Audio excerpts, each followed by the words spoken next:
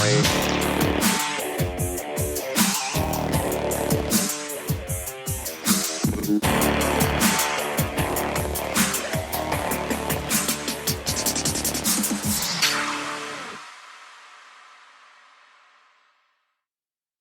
want to start off with a reminder that we are not doctors. Before you make any changes or try something new, always consult with your doctor and medical team first. Chronic illness can vary from patient to patient, so it's always best to consult with your own doctor for what is best for you. Hello, welcome to IBD Determined. I'm your host, Mason Harvey, and I have Crohn's disease, and I speak from the role of a patient. And I'm Michelle Harvey. I'm Mason's mom, and I speak from the role of a caregiver. So, which all of you are probably very familiar with at this point. If you have watched this show from the first episode, there's a good chance you know what we're going to say in the beginning. Yeah, and you deserve a very special award for doing that. Stuck around this long. Yeah, in the comments. Were you here for the first video? Yeah, an original. We're we're season 2, episode 5, but it's actually like the 30th episode that we have filmed. So 30 consecutive weeks of talking about IBD. And we have plenty more to talk about. Yeah, we do. I think there's a reward though. Yeah, it is. It hasn't been too bad. Yeah. So, and today's topic is diet. It's diet. Thank you for just jumping into that. But I was going to say, it's one that kind of been hesitant to talk about because I know it's such a sensitive topic and it's people who are totally pro diet. Other people are there's a lot of controversy between them. Yeah, let's just say that there really is. And so I don't want to have this podcast be anything that offends anyone who's on either side of this. But I think it's something that's important to discuss because yes. And the reason I think it's important is I had talked within the group. I'd asked people what are some of the most worst things people have said, the most annoying things people say to you. And the overwhelming response was diet. And we have here, we're not going to read all of them, but we have 2 or 3 pages of individuals that have just one sentence of things that have been said to them about diet and IBD. A lot of people left a comment. We can't read through all of them. No, but we're not going to get to all of them. Yeah, we'll read a few. We will. And what that tells me is there's a lot of people that hear this all the time. And so there must be a lot of information out there that does suggest that diet can control IBD. And that could have something to do with also the confusion with IBS. I think there could be something in there too. And we'll go and put it up, but you're welcome to watch our IBS is not IBD episode. So you can learn all about why that is not the same thing. And some people claim that they can put themselves into remission solely with diet, and others change their diet and there are no effects. They do not benefit from it. And so I think that's actually interesting in itself is how could someone with the same disease have such polar opposite responses? Like we've said, Crohn's is different for everyone, but to have your disease controlled by eating something and then someone has to be on a ton of different pills or medications and shots and infusions to help control their disease. And have surgeries. It's interesting how that can vary so much. I've been looking this up. From the university hospitals, they state that IBD is not caused nor can it be cured by what you eat. So I think this is really important what I'm about to read because people out there who are like, no, it can. Hold on, let me finish. They say doctors and dietitians agree, however, that food may play some role in the underlying inflammatory process that causes IBD symptoms. So certain foods may aggravate symptoms while others may calm them and promote healing. Is in that little paragraph, whatever you want to call it, like she read, it doesn't say that food can cure it. It can lead to a flare potentially, but you can't cause Crohn's or you can't cure Crohn's with food. Right. So it may aggravate or help symptoms, basically symptoms, which is not the actual Crohn's disease. It's the symptoms produced by the disease. Basically, it's just putting a Band-Aid over the actual problem. It's not solving it, but it could help. So I think that's what's important for people to understand is that difference that diet is not going to cause it. It's not going to cure it, but it may help some of your symptoms. And so I think that's where some of the confusion lies is some people think that if they're on, and we'll go into this in another episode. I'm not going to go into it here, but there are a bunch of different diets for IBD, a bunch of different suggestions. I mean, you've heard a lot of them too. Yeah. When we're in the hospital, I heard a lot of different diets. But none of them were suggested alone. It was suggested in tandem with biologics. So that's what's important. Yeah. This was not something where it's like just this alone. It was given as like an extra option. But we'll get into that in another episode because there's too many to go over here. And that's kind of not our focus. Stay tuned for the potential next episode. So before we go further, I think it's important to say, because even we're basically an online source, we're someone you guys listen to, but I think the most important resource you could use and trust is your own doctor. So it's important to know, like, we don't have the answers. There's a lot of sources online that will give you the answers you're looking for. So if you want to find something that says diet will solve it, you'll find it. And if you want something that says it will not, you'll find it. There's responses to both sides. Yes. Depending on what you want to find, because they want you to visit your site. And if they tell you the information that you want to hear, you're most likely going to visit that site over a site. And maybe buy whatever they're selling. Yeah. And if you feel like your doctor is not giving you the correct information, get a second opinion. But before you just listen to some doctor off the internet, and instead of your own, have that conversation with your doctor and maybe look at there's a deeper problem here if you don't have that trust and don't think your doctor is doing right for you. So make sure you know your options too and advocate for yourself. That's very important.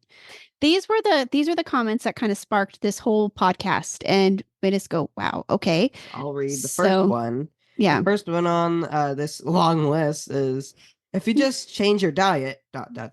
Yeah. And someone else said, my mother had Crohn's. She healed it with diet and never had it again.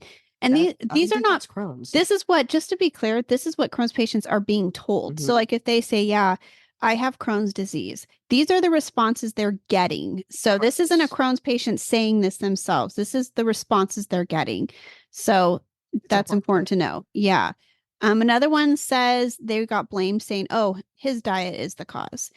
So putting the blame onto what he's eating, not the disease. We're born with a disease. Well, at least we think. We still don't know what causes Crohn's. Exactly. It could be something that has to do genetically with DNA when you're born, or something like that. Because there's a whole argument about it being, if it was just caused by what we eat or environment, it would be interesting why some people are 40 years old when they get this. Some people are 30, some people are 70, and some people are 11, some people are 2.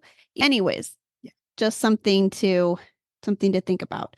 So another one said, oh, I have celiac too. Cutting gluten is hard, but she'll feel so much better. That was advice given to a parent to give for their child. Celiac is not the same thing as Crohn's disease. Yes, it's not the same as IBD. Celiac is not the same as IBD. Right. It's important to know. All different. You can have IBD and be celiac. Yeah. You can have IBD and have IBS, but not the same thing. The same thing. Right. There's a reason they have different names. Right. Different things, different causes. So anyways, that's not helpful. Read this next one. All right. Have you tried going gluten-free? And there's side-eye emojis. Yeah, I like those. Yeah, they added the side-eye emojis. And gluten-free is something that's always suggested, but it's not a cure. No, and it doesn't. Potential it will work, but other people may have good results by cutting out gluten, but it's important to remember not everybody will. There's no one size fits all diet. There's nothing. Yeah, there's no cure all that one person has figured out. One set of friends said she used to have IBD in college and eating changed her and she's fine now. I don't think that was IBD. I don't think it could be IBD. And it minimizes the disease so much when people do this. Like, this frustrates me because I feel like they act like it's just a food disease. Like, oh, okay, that's all it is. I mean, there might be a chance that might work on a few select people, but if that was really the case and you could cure IBD with food, wouldn't that be such a it was like it'd be a miracle. So another one, oh, you had a flare up. What did you eat? So again, blaming that. Food. Sometimes you have different triggers. Sometimes you don't realize something's a trigger till you try it. And then you're like, oh, that didn't agree with me. This next one is a pretty big one. One is, the worst is to me is when people tell me just to change my diet and that I don't need my meds. So that's great coming from someone who doesn't have IBD, isn't a doctor, but they can just tell you to just do all that. And someone who their lives depend on these medications that they have to take every day or every week or every month. Right. I don't think they like hearing that. Right. So there's many more. I was told it could be cured by diet. I've been told this by many family members. I just need to eat differently. I'll pick one that I want to read next. It's not the next one, but it's one that I want to read. I once received a three-day long lecture from a family member over a holiday about how going keto would fix it. Yeah. They think that it's like a food thing. And it's like, my gosh. It's not. So we're going to go now to discuss like our thoughts on diet. And again, these are just our thoughts based on our experience. I want to be very clear because I want to be fair to anybody listening. I know you may have a different experience, and that's what is really important to remember. I want you to realize if you are listening and don't have this experience like Mason does, to recognize that there are differences. So between every person who has Crohn. Yeah. So I think that's important to look at too, not just to say, oh, they're wrong or, oh, they're right. It's important to acknowledge that this can be very individual how this is handled, because there's a few different ways to look at it. If you're using diet solely for remission, like that's your only thing you're doing is changing your diet, that's one thing. Then there's people that use like diet with treatments, kind of what we're talking about, like when you did TPN and you are fed through the PICC line, and then you did the supplemental drinks only, but you were also on infliximab, Remicade at the time. Yeah. So it wasn't alone. It was coupled and with steroids and with methotrexate at the same time. And then there's using biologics with no dietary changes, which is basically where you're at. Yeah. So I'm just on biologics. I'm not really doing anything different with my diet. So I'm able to eat what I like and just kind of fix it with which is patience. Which is lucky, because Mason would suffer from, he could be malnourished even though he was eating. His body wasn't processing things correctly. Because of those biologics, it's now processing the food in the correct way, and his body's much healthier. And he's also hungrier. So he has an appetite.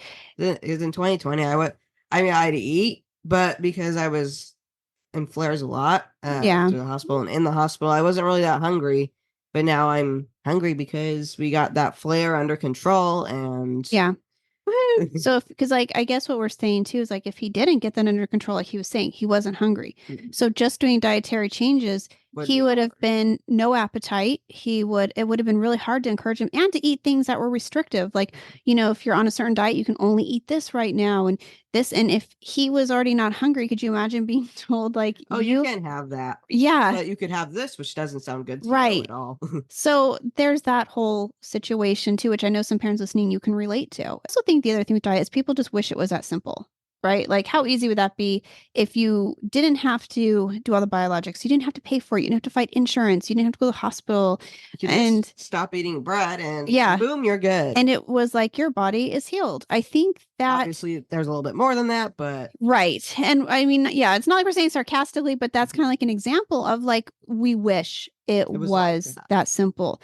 And if it is that simple for you, I cannot see how it's the same disease or maybe it's the same disease, but maybe it operates differently in you. I think that a lot of times people are also scared of biologics, and it is a scary thing. Afraid of a needle. No, and it's so I think like so again, that's actually a good point. From a patient, from a child or teen, the fear is probably of the infusion, of the injection, of like that process. So when I first went to the hospital, I was like, because they were giving me an IV, and I was like, I don't want to do this. This is horrible. I'd rather do anything else than get this IV. But after getting it for like 3 years, I'm used to it now. But when I was first getting it, I'm like, I don't want that at all. I don't want to get an IV. I was afraid of shots. I don't want to get a shot. And I definitely don't want to get an IV because it stays there. And I think from a caregiver, like a parent perspective, our fear was more of, what are we putting into our kids' bodies here? Like, I'm looking at this. This is crazy stuff. I've never heard of Remicade. What is Remicade? Yeah. So you're using it on him? You Google it, you look it up, and you're like, oh my gosh. So it is very scary. And even as an adult, it would be a daunting thing. And so I just think it's important to discuss with your doctor and ask the questions and find out, is it more of a risk to have an uncontrolled disease than the biologic? What are you more afraid of, I guess? And for us, clearly we didn't want an uncontrolled disease because that only leads in one direction and it's not a good one. So you want to do whatever you can to make your body healthy. Under control. And so the other thing, like I think a lot of people think that biologics are big business and there's a lot of money to be made, which there is. That it is. We've said before, we're very open about it. It's like $28,000 for an injection from Stelara, and those for him are every 4 weeks. And then for like the Entyvio infusion with the hospital stay and the way they administer it as like a chemo, it's like 34,000 a treatment. So it's an interesting idea. If it was all big business, it was just money and they didn't do anything, why would some biologics not work and then some would? Right. It's not like they're all making the same product and just trying to sell it to you and raise the price, or they're very different. That's the other thing. When we have a biologics episode, we can post that up at the top of the screen for you guys. But we have discussed this whole thing on how biologics work, and they're very different. So, but there's always a race to probably find the next treatment because there is such money in it. So we do understand that. And at the same time, though, I think that the diet industry is also big business. I think a lot of people are willing to spend money on supplements and order them from an online doctor that maybe is a really good spokesperson and really sells something. And that it doesn't mean that they're not going to work for you. Again, everyone is different with this and people find their own way. But these are businesses still. They're trying to make money. It's still trying to make money. So if you put the two next to each other, there's still profit to be made. It's something good to remember is even though these injections or other things are so expensive, nothing is as priceless as the gift of life. Yeah. So even if you're paying $25,000, is that it's worth it that you get to enjoy your life and have a good life. Right.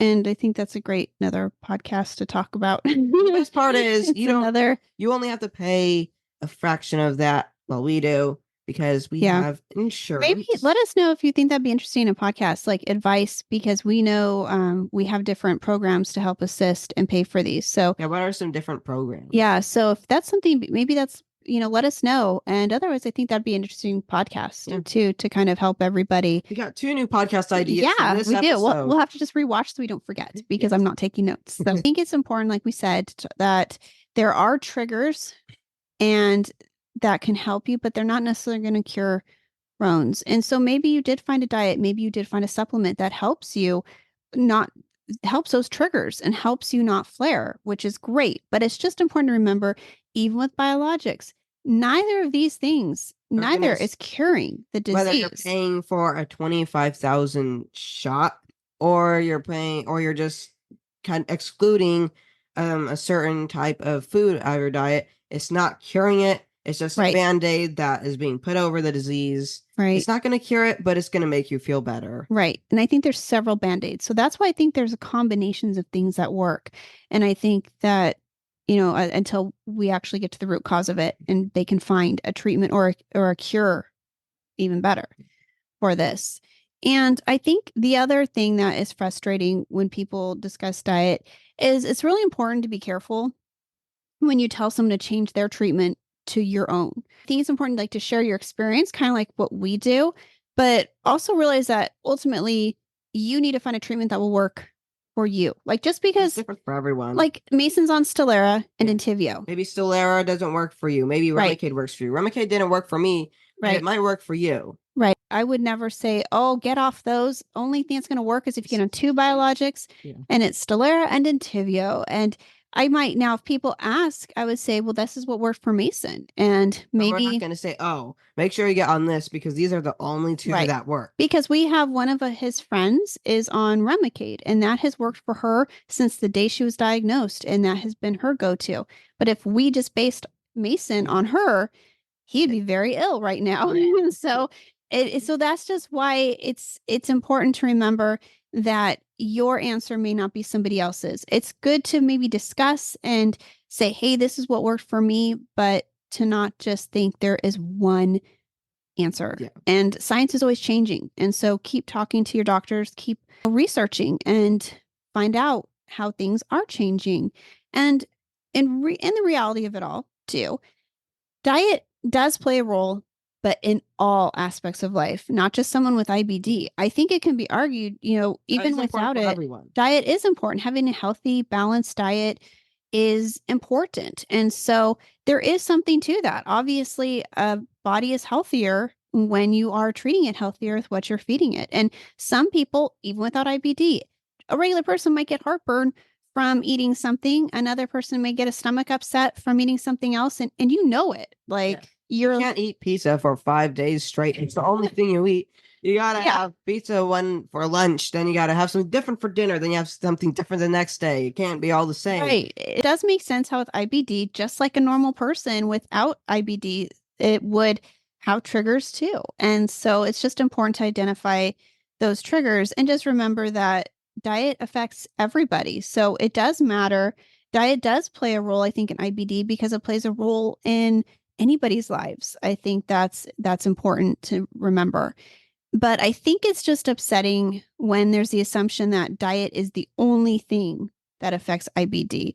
And I think it just puts too much blame on the person. Like you could fix this for what they're eating. Right. Like, why aren't you fixing it? Why don't you just do this? And it's like, you don't know. Maybe this person has tried. Maybe they have. And it isn't fair to blame the person. And it's the disease. And unless somebody has a known trigger and they purposely eat that trigger food that makes them sick.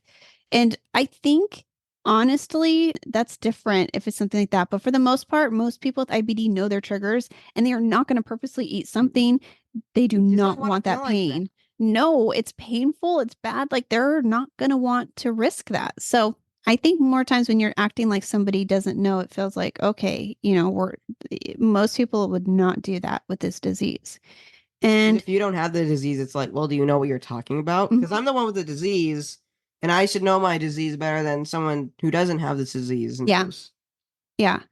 And I pulled another article and there's a Dr. James Lewis. It was from an article in Gastroenterology and Hepatology. And I think he put it, I took what he said, because this is something that I really, I think is important to hear from. And he said, this was when he was asked if dietary modification alone can induce and retain IBD remission. So just a diet, not anything else. And he says there are some patients who are adequately managed with one medication, while others require multiple medications, which is true. In the future, there will likely be a subpopulation of patients with Crohn's disease or ulcerative colitis whose inflammation can be controlled with a therapeutic diet.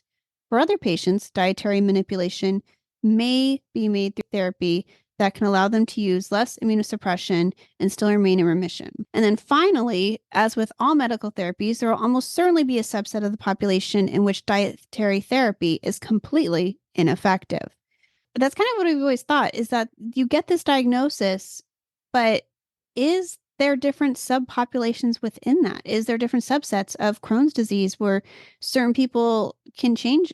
Really, when they say, I can just change my diet and it works, because someone like you, that is not going to work. And why does one person need one biologic every 8 weeks and someone like you needs two every 4 weeks?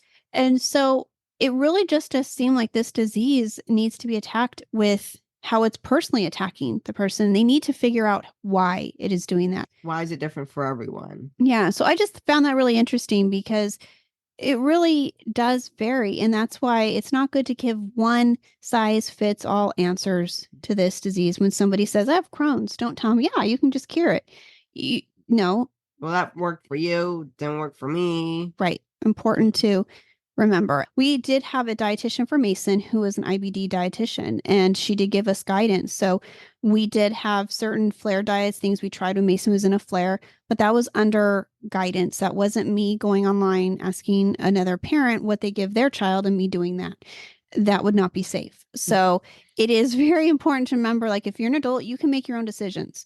But when you're caregiving for a child, it is very important to work side by side with the doctor. Be very careful giving dietary advice to other parents. And if you are an adult, yeah, you can make your own decisions. But I would recommend, even if you just want to go diet alone, continue to get lab draws, continue to check in with your doctor, continue to get colonoscopies, right? Yeah. Like Mason said, to make sure everything's okay. Because if just one thing goes out of control, that could throw you into an entire train wreck or fire. Right. It's important, no matter what you decide, to be monitored by a doctor and continue to do those lab draws and continue to do your colonoscopies and endoscopies and things like that, MRIs and all that. So with this disease, it can turn on you very quickly. And so our final thoughts here, don't put others down for their choices, if, on either side. I think if it's a safety issue and you feel you need to say something, that's one thing.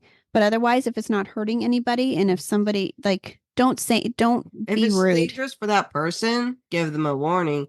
But if it's not your problem and they're not complaining about anything, right, you don't need to complain back. Right. Especially if you don't know enough about it, especially if you're sharing a story that you heard down the line and you have no idea if it was true. And you don't have anything nice to say, don't say it. If you don't know anything about something, don't say it. Right. And ask questions like we always say. Instead, ask about their symptoms, ask about their IBD. What are you going through? What do you have to do to, and instead of saying you need to change your diet, you could say, so do you use medication, diet? How do you do it? Like, learn, take it as an opportunity to learn. And it's okay to ask those questions, but not to tell somebody who is fighting this disease, because they're the last person who wants to hear from you who does not have it. And the other thing is, we went to the Crohn's and Colitis Foundation. It is always a great resource, guys. This is, one of our favorite places. We love our local chapter, is fantastic. We work closely with them, but you're welcome to go on their website. And I had just looked up on there what they had on diet. And one of the things they have is, the myth is that IBD is caused by foods you eat. That is a myth. The fact is, IBD is not caused by what you eat. Although certain foods can make symptoms worse for patients, IBD is not caused by a specific food or diet. And then there's a link you can also click on to learn more about that. But that's something that's very important, is that it's not caused by a specific food or a diet. It's just awoken. Yeah. Flare. You wake it up. Yeah. Flare. You wake up the beast. Yeah. And we're working on something too over here. We have another project we're working on to help you guys. We're always trying to find ways to use our situation to help others. And, in ways we can, because we're not doctors or scientists. So we try to find other ways to help out. And so we're coming up with a few things that can help with finding triggers and things like that. So that's in the works. That's something to look forward to. Yeah. And then, there is another thing from the Crohn's and Colitis Foundation that we found. It says, like, while researchers are working to understand more about how various foods, such as those that are ultra processed, like potato chips, sodas, candy, crackers, or have added sugars, emulsifiers, and other additives, may contribute to the underlying inflammation IBD, but there's currently no direct evidence to suggest that specific foods cause inflammation. There could be something that could change in the future when you're listening to this. Something interesting to think about. Scientists have figured out a bunch of different things, like electric cars, things like that, and they still don't know much about Crohn's disease. That just shows how new it is. Yeah. And it's growing fast. Yeah, it really is. There are certain foods that may lead to unpleasant symptoms, even if they're not causing inflammation. So maybe that's something important to differentiate. I think, if you guys listening, it may lead to unpleasant symptoms, but not actual inflammation. But I think it could be confusing to you, because you're like, is this a flare or is this something I ate? Yeah. And so I think that is confusing, because we don't know enough about that. And depending on a symptom, maybe, obviously they don't know this yet, but a hypothesis, maybe if a symptom is too bad, or if a symptom caused by food, that didn't directly cause a flare. If a symptom gets too bad, that symptom itself could maybe cause something that could cause a flare. Yeah. So the food doesn't cause a flare, the food causes a symptom, and that symptom that gets worse, causes a flare. Right. So it's a good hypothesis. Sounds good to me. All we need is the proof. Yeah. Paying attention to your diet may help you reduce symptoms. So maybe not inflammation, but symptoms. Many people may worry that they could have done something differently to avoid developing IBD, which is what people blame a lot of people for. But it says, remember, diet likely represents only a small piece of the puzzle. So kind of like we're saying, there's a big picture and there's multiple band-aids. And so all these little different band-aids are put on this disease because nobody really knows what causes it. Nobody knows how to cure it. So it's like you just keep putting different band-aids on. And these different band-aids are going to be things like diet and biologics and other types of medications and treatments. And so, yeah, it's a part of it. Diet is important because it plays a role, I think. But I think that was I really was interested when I read that, wanted to include that for you guys. So hopefully you found that, as exciting as I found that interesting. It is, right? I think it is. It helps explain it because sometimes we can just talk and I can babble and go on and I can talk in a circle and be like, I don't know if I'm getting this out right, what I want to say. So I love when I find something where I'm like, oh, this is organized and written so well. And the Crohn's and Colitis Foundation does such a good job of Shout out that. to the Crohn's and Colitis Foundation. Yeah, thank you guys, because it's very helpful. And so I like to do this so I can show you guys listening that there are easy reads that you can find things that will explain things in a way that, hey, that makes sense. We're going to kind of close this out. Biologics are necessary. That's definitely. Yes. And dietary changes didn't make a difference. This is our situation, right? This is for us. And you out there may have a very different experience, and that's okay too. But just like we shouldn't say this is the only way to do it, make sure you're not saying that. But I think it's important to have healthy discussions, healthy conversation, help each other out. Ask those questions and say, if you are doing diet only, maybe there's questions I would love to ask you. And if you are curious about biologics, we would be happy to answer those because we can. I can't speak from something I haven't experienced. He can't speak from something he hasn't. And so we rely on his doctors for the treatment, and they have not steered us wrong. They've done a great job. And if I felt like anything was not being done to the best for Mason, we would have looked for a second opinion. But I definitely wouldn't go online and just change his treatment ever because somebody online said something worked or a person I meet in passing. So just important to remember, consult with your doctors. And in our case too, we tried to identify food triggers. We kept a food log. We tracked everything he ate, everything he drank, and it didn't really seem to make a difference. It didn't. So some of you out there, though, it really will. And so I think it's important. I do want to say it is important to find those triggers, monitor it. And sometimes things may change. If all of a sudden you're not feeling well, maybe you have a new trigger food. And maybe, we've had to do that even with Mason. When he did flare, we were trying to figure out, we wanted to look back and say, okay, what changed? Did he try something new that triggered something? And so it is important to continue to monitor diets, to look for those triggers. But sometimes certain foods will affect you and sometimes they won't, just like for anybody. And so I think at the end of the day, it's just important to consult with your doctors and to ask questions to each other and to not tell somebody to change their course of treatment because something worked for you. Offer that advice, offer your situation, but don't come down on them if they don't take that advice and if they don't change it, because they're going to do what's best for them. And this disease is... It's why. It's not their fault that it doesn't work for them. Yeah, it's important not to put the blame onto the patient. And so hopefully with more research, continue you guys working hard with the Crohn's and Colitis Foundation. The Take Steps, we'll be talking about that soon. That is starting. And so if you have a local chapter, we encourage you to reach out, join Take Steps, meet others out there with IBD and fundraise, raise money. Help support this. Yeah, so we can do research so we can find out if something is as simple as diet or if it's not or whatever. So we can just keep doing research and giving life to these people that they deserve and keeping them healthy and happy. So that's about it. So with that, I would like to say you can follow us on Instagram at Team IB Determined to watch our daily lives, things we do, going to the hospital, health updates, things like that. The Reggie Project. We launched that. So if you guys listening would like to have your picture and your story put onto the Reggie Project, just go to Instagram at the Reggie Project, give us a message, send us a picture, and we're more than happy to share that and spread awareness for any health challenges, not just IBD. Okay. So that's the goal of this, is to raise awareness for what you're passionate about, or for, what's hurting you or a family member. Speak out about that.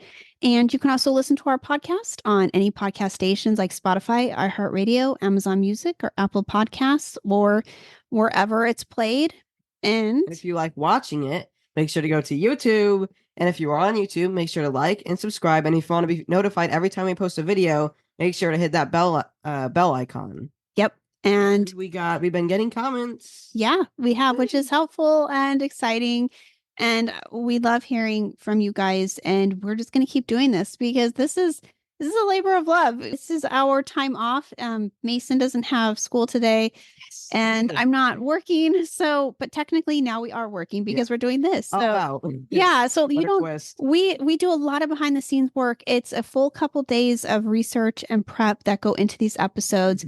Then we do this, and then we have to edit and put it up. So we really do this because we care. This is not something we make money from. It's just something that we want to provide that comfort and that, and help others out there, and just be that voice that we needed when Mason was diagnosed. So I hope you guys find value in that and keep listening. So, and also we'll be talking about this next week. Mason's doing Mason's going to be on the news most likely on Tuesday.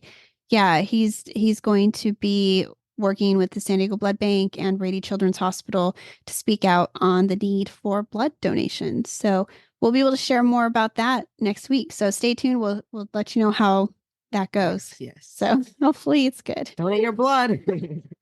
So we're going to be working on that too. He gets to work on what he's going to speak about, and so I'm proud of him, and I'm sure it'll go well. I have confidence. Yeah.